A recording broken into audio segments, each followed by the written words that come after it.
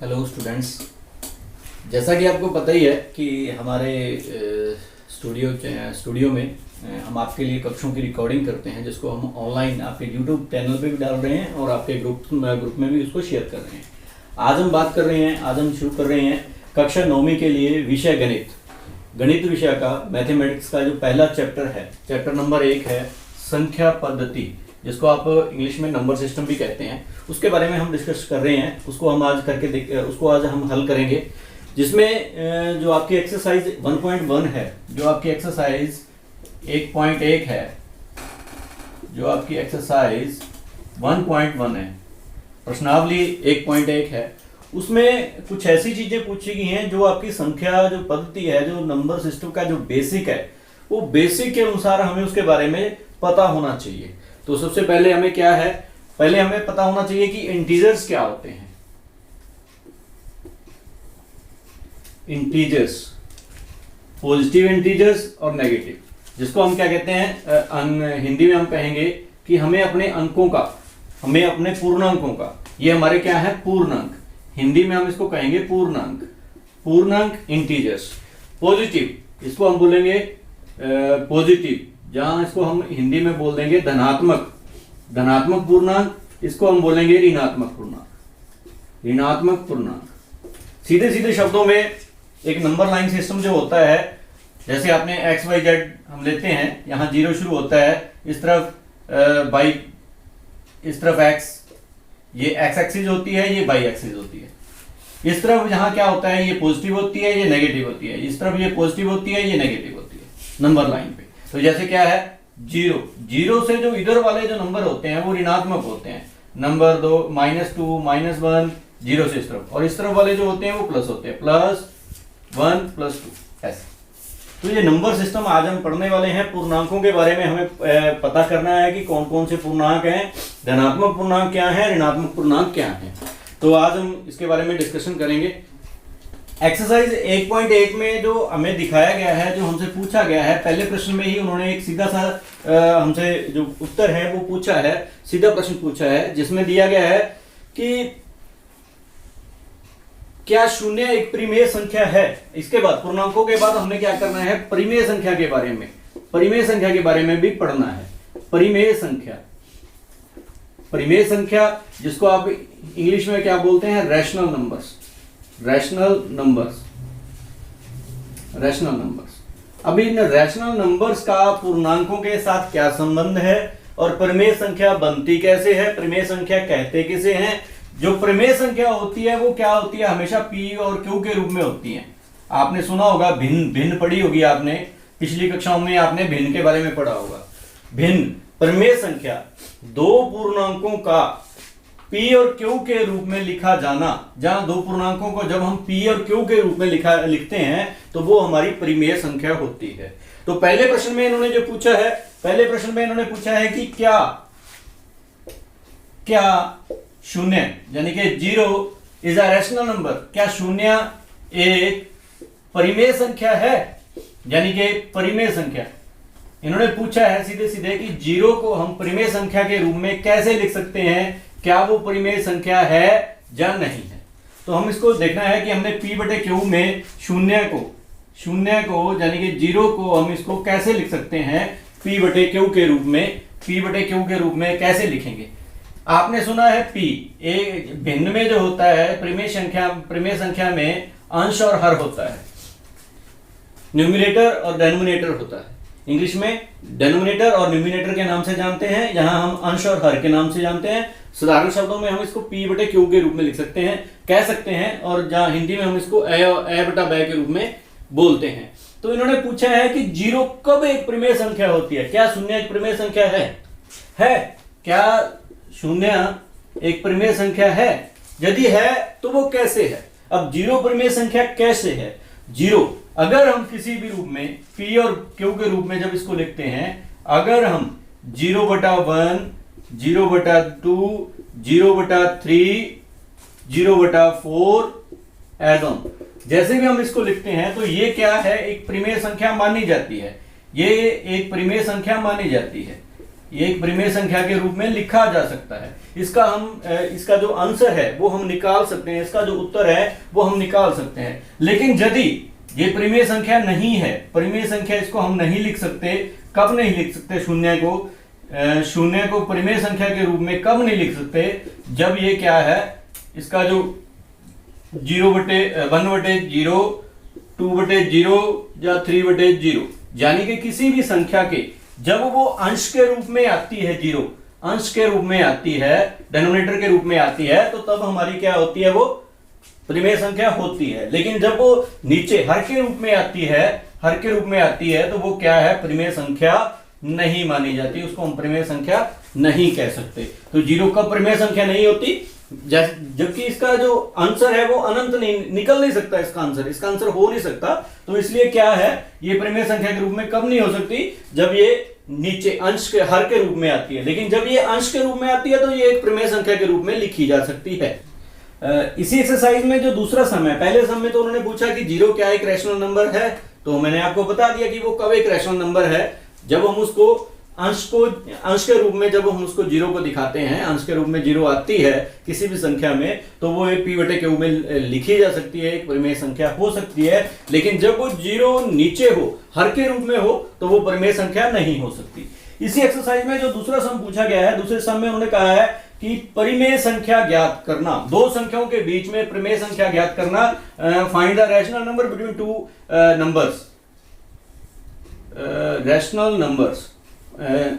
Numbers को कैसे find किया जाता है, अब इसको ध्यान से पढ़ना। ये रैशनल नंबर्स आपके जो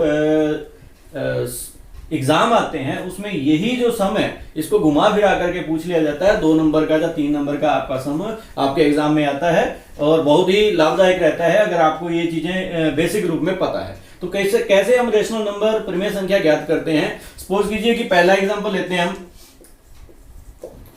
एग्जाम्पल 1, इसके 2-3 एग्जाम्पल करेंगे, आपका एक्सरसाइज जो है वो कंप्लीट हो जाएगा। 2-3 सम है उसमें। तो पहला है 3 और 4 के बीच में संख्या दे दी उन्होंने, 3 और 4 के मध्य, 4 के बीच में 6 परिमेय संख्याएं ज्ञात करो। 6, 7 कितनी भी कह सकता है, उसका नियम है वो मैं आपको बता देता हूं। परिमेय संख्याएं ज्ञात करो, परिमेय संख्याएं ज्ञात करो। Find the rational number, find the 6 rational number between 3 and 4। 3 and 4 के बीच में हमने क्या करनी है, 6 परिमेय संख्या ज्ञात करनी है। तो वो कैसे ज्ञात कर सकते हैं? सबसे पहले हमें क्या नोट करना है कि संख्या कितनी है, 6। परिमेय संख्या कितनी है, 6। 6 से एक ज्यादा, 6 से अगला अंक हम ले लेंगे। जैसे 6 है तो इसका अगला अंक हम 7 ले लेंगे।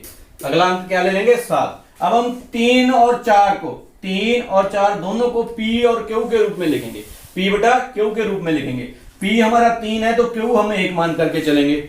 मान सकते हैं ना, 1 का तो कोई वो नहीं होता वैल्यू, वो 1 की वैल्यू जब होती है तो वैल्यू 1 को हम किसी चीज को हम 1 से डिवाइड करते हैं तो उसकी वैल्यू चेंज नहीं होती, वो सेम रहती है। और 4/4 को फिर हम 1 से डिवाइड करेंगे, P/Q के रूप में लिख दिया। अब हमने क्या करना है, रैशनलाइज कर लेना है इसको, 7 के साथ मल्टीप्लाई भी करना है, 7 के साथ गुणा भी करना है और 7 के साथ भाग भी करना है। अब आप पूछोगे कि ये 7 कहां से आया, 7 है। हमने 6 संख्याएं निकालनी है, 6 संख्याएं निकालनी है तो उससे एक ज्यादा लेकर के उसको गुना कर दो। अगर यहां उन्होंने कहा कि 5 संख्याएं हैं तो हम 6 से गुना कर सकते हैं। अब हमने इसको 6 से ही गुना किया, 7 से ही गुना किया और 7 से ही भाग दिया, दोनों को, 3 को भी और 4 को भी। पहले हमने क्या किया, रैशनल नंबर के रूप में इसको लिखा, रैशनल नंबर परिमेय संख्या के रूप में इसको लिखा, P/Q के रूप में लिखा इसको। अब इसके मध्य के हमने रैशनल नंबर्स ज्ञात करने हैं। अब इसकी गुणा करो, कितना है, 7 या 21, 3 7 जा 21 और 7, इनका जो हर है वो सेम आ गया। अब ये क्या है, 7 चौके 28 और बटे 7, हर दोनों का सेम आ गया। अब हम क्या करेंगे, इनके बीच की जो परिमेय संख्या है वो लिखेंगे। परिमेय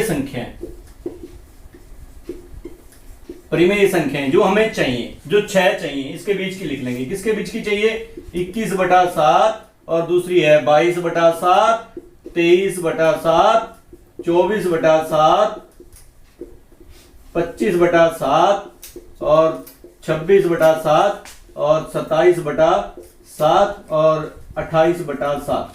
28/7 कहाँ है? 28/7 ये है, 21/7 ये है। इन दोनों का जो हर है वो दोनों सेम है, हर सबके सेम है। और ऊपर वाली जो संख्याएं हैं वो हम दिखा सकते हैं, दर्शा सकते हैं कि ये संख्याएं हमारी 21/7, यानी कि इसको हमने किसके रूप में देखा था? 3 के रूप में देखा था। और 28/7 है, इसको किसके रूप में देखा था? 4 के रूप में लिया था हमने। तो ये क्या है हमारा? 1 2 3 4 5 6, 6 संख्याएं उन्होंने मांगी थी, 6 संख्याएं हमने उनको फाइंड कर दी। एक चीज और जो ध्यान रखने वाली बात है, आप इस एक्सरसाइज को करते हुए इस मेथड से जितनी भी आप चाहें उतनी परिमेय संख्याएं ज्ञात कर सकते हैं, लेकिन इस सम को, इस एक्सरसाइज में से जो इस सम को है, परिमेय संख्याओं को ज्ञात करने के तरीके अलग अलग हैं, अब आप इस आंसर को चेक करो, आप अपना आंसर मैथ की आंसर की चेक करो, आंसर की में आपको ये आंसर ना मिले, आप सोचोगे जी ये तो गलत हो गया है। गलत नहीं है, आपने सिर्फ ये तरीका जो है, ये जो मेथड है, इसको फॉलो करना है, आंसर की ओर ध्यान नहीं करना। आंसर, इसका आंसर क्या है कि कोई इसको कैसे करवाता है, कोई इसको कैसे करवाता है। अब करवाने के लिए एक जो टीचर है वो आता है, इसको क्या करता है, इसको 6 से भाग दे देता है, 6 से गुणा कर देता है, तो उसका क्या है, जो ये हर है वो चेंज हो जाएगा, अंश चेंज हो जाएगा, लेकिन उसके बीच की जो संख्याएं हैं वो पूरी नहीं आएंगी। फिर उसको वो क्या करेगा, पहले 3 4 ज्ञात कर लेगा, 3 4 को छोड़ करके फिर उसको अगली को ज्ञात कर लेगा। वो तरीका अलग अलग है, लेकिन उसके बीच की जो रैशनल नंबर है वो हमेशा क्या आते हैं, वो सही आते हैं अगर आप इस तरीके को फॉलो करते हो। ये मोस्ट पॉपुलर तरीका है और बहुत ही आसान तरीका है जो मैं आपको करवा रहा हूं। तो लेकिन करवाने वाले जो अपना उनका तरीका अलग हो सकता है, लेकिन आप कभी भी चेक करोगे तो कई बार आपका क्या होता है, ये वाला जो नीचे वाला ये वाला जो आंसर होता है वो आपके आंसर की से नहीं मिलता।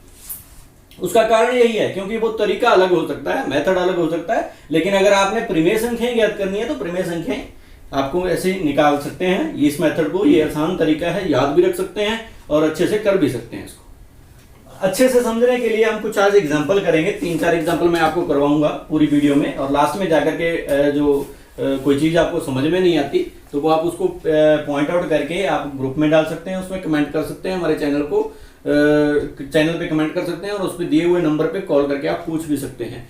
तो दूसरा है 2 और 3 के बीच 5 परिमेय संख्याएं ज्ञात करो। परिमेय संख्याएं ज्ञात करो।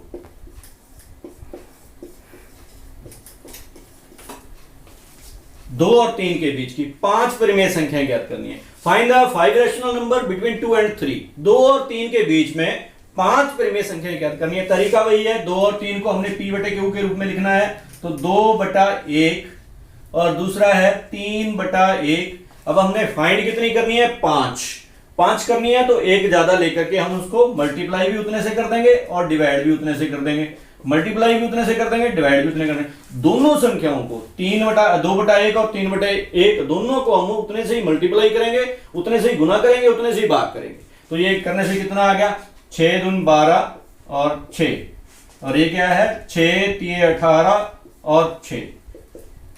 इसको करने के लिए क्यों करते हैं हम इसको इसलिए करते हैं कि इन सब संख्याओं का, अगर आपको सीधा बता दूं मैं कि भाई इनके बीच की आपने रैशनल नंबर ज्ञात करने हैं, 2 और 3 के बीच में की ज्ञात करो, कैसे ज्ञात कर सकते हो, है नहीं ना। इसको ज्ञात करने के लिए एक सिंपल तरीका है, हमने 6 से 5 है तो 6 से गुना कर लो, 6 मांगी है तो 7 से, 7 है तो 8 से।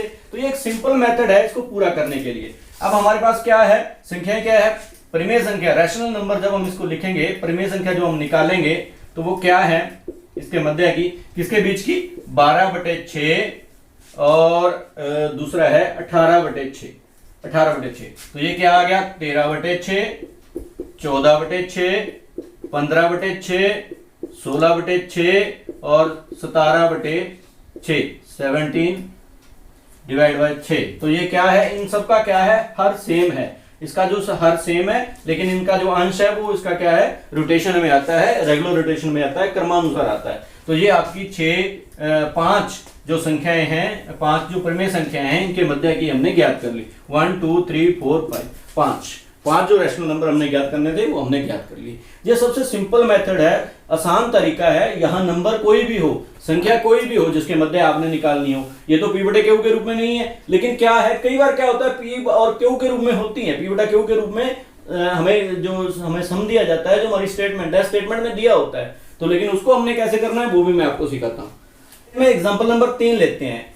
कैसे, कहाँ लेते हैं, जहां पे ये जो p बटे क्यू में क्यू के रूप में हमें दे रखी हूं, जैसे 3/5 और 3/5 और 4/5 के रूप, 4/5 के बीच की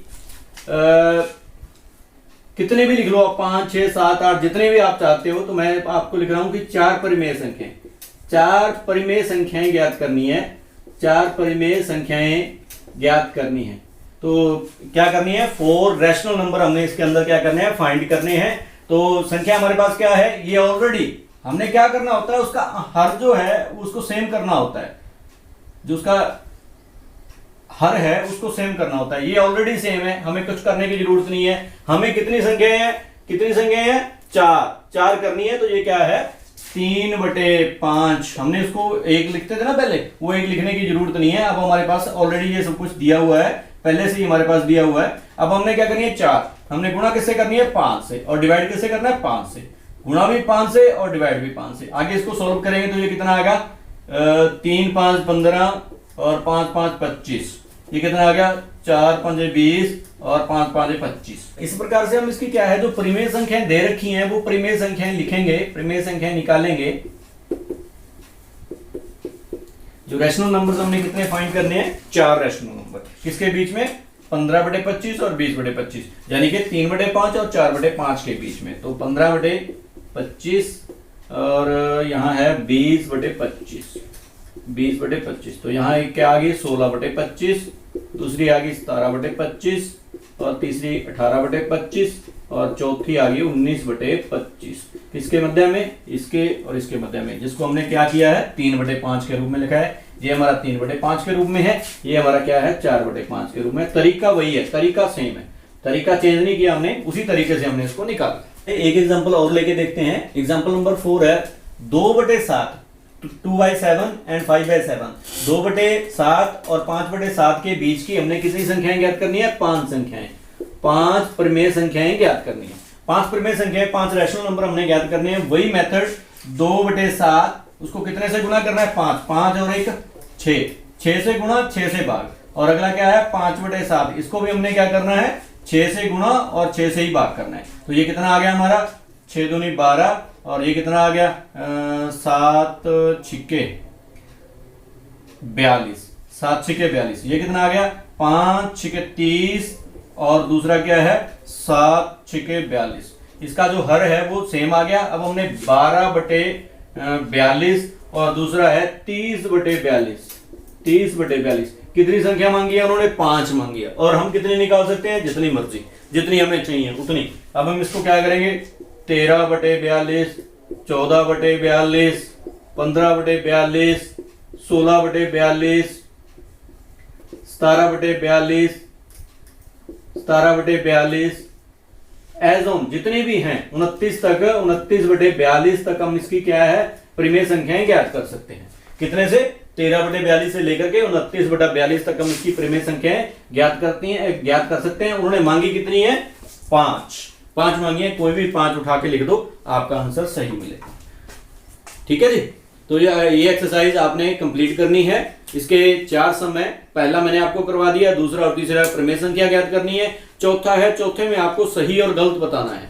जितनी आपको करवाई गई हैं उसी के अकॉर्डिंग पहला जो है उसका, प्रत्येक प्राकृत संख्या एक पूर्ण संख्या होती है, यह कथन सत्य है या नहीं है। तो जो कोई भी प्राकृत संख्या है 1 से लेकर के जो प्राकृत संख्या आती है 9 तक, 0 से लेकर के 1 तक, वो सारी क्या होती है, परिमेय संख्या, पूर्ण संख्या होती है। पूर्ण संख्या मतलब पूरी संख्या। बटों के रूप में जो संख्या होती है उसको परिमेय संख्या कहते हैं, उसको हम पूर्ण संख्या नहीं कहते।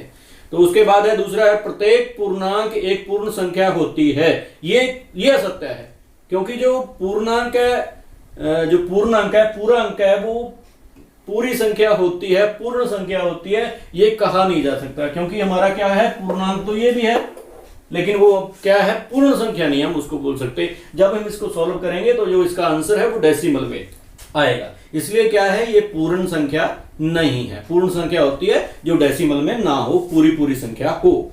और तीसरा है एक परिमेय संख्या एक पूर्ण संख्या होती है। ये बताना है आपने, एक परिमेय संख्या एक पूर्ण संख्या होती है। p बटे q के रूप में जो संख्या आएगी वो कभी पूर्ण संख्या होती ही नहीं, वो मैंने पहले बता दिया। उसका जो आंसर है वो आपका डेसिमल के रूप में आएगा, दशमलव के रूप में आएगा, इसलिए वो संख्या क्या है, पूर्णांक नहीं होती। तो ये आपके सत्य और असत्य वाला चौथा सम था। ये आपकी एक्सरसाइज कंप्लीट है। इस एक्सरसाइज को लेकर के कोई भी आपके माइंड में डाउट हो, कोई भी आपका कोई शंका हो, कोई आपने पूछना हो, जो चीज समझ में ना आई हो, हमारे चैनल पे आप चैनल पे नीचे कमेंट करके हमसे पूछ सकते हैं, या उसके दिए हुए नंबर पे कॉल करके हमसे पूछ सकते हैं। धन्यवाद। सेफ रहें, घर पे रहें, सुरक्षित रहें। धन्यवाद।